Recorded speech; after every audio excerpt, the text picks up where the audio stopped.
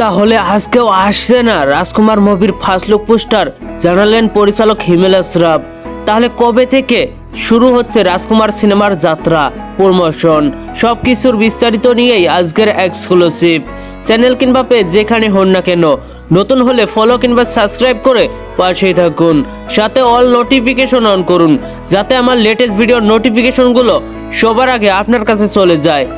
আজকেও সাকিবিয়ানদের এক প্রকার হতাশ করলেন রাজকুমার টিম। সবাই অপেক্ষায় ছিল আজ রাজকুমার সিনেমার সংবাদ সম্মেলনে ড্রপ করা হবে ফার্স্ট লুক পোস্টার। তবে পরিচালক হিমেল আশরাফ জানালো ভিন্ন কথা।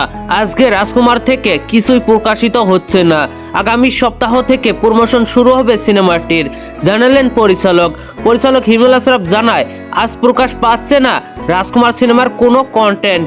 আমাদের একটা প্ল্যান রয়েছে, আগামী সপ্তাহ থেকে ঘোষণা দিয়ে এক এক করে গান, টিজার, ট্রেলার প্রকাশ করব আমরা।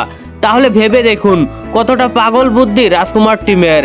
আজ 20 তারিখ, আর মাত্র 19 দিন রয়েছে ঈদের। আজকে তাদের মনে হচ্ছে আগামী সপ্তাহ থেকে রাজকুমারের কন্টেন্ট প্রকাশ করবে। যাই হোক, আজকেও হিমেল আশরাফকে কিছুই বলবো না, তাদের যা প্ল্যান তা করুক, কোনো কিছুই বলবো না। তবে একটু তাদেরও ভাবা দরকার, আর কয়েকটা দিন বাকি ঈদের। রাজকুমার মুভির সব content versatile media, YouTube channel এবং ফেসবুক পেজে প্রকাশিত হবে। আজকের সাকিব ভাইয়ের যে লুকটা দেখা গেল, এই লুকটা কিন্তু তুফান মুভির লুক হওয়ার সম্ভাবনা রয়েছে, যদিও এখনো সারপ্রাইজ বাকি তুফানের। তো বন্ধুরা, রাজকুমার মুভির ফার্স্ট লুক পোস্টার না আসা নিয়ে আপনাদের কি মতামত? আপনাদের কতটা খারাপ লাগছে অবশ্যই নিচে থাকা কমেন্ট বক্সে জানাতে ভুলবেন না। আর ভিডিওটি ভালো লাগলে একটি লাইক দিয়ে বন্ধুদের মাঝে বেশি বেশি করে শেয়ার করুন।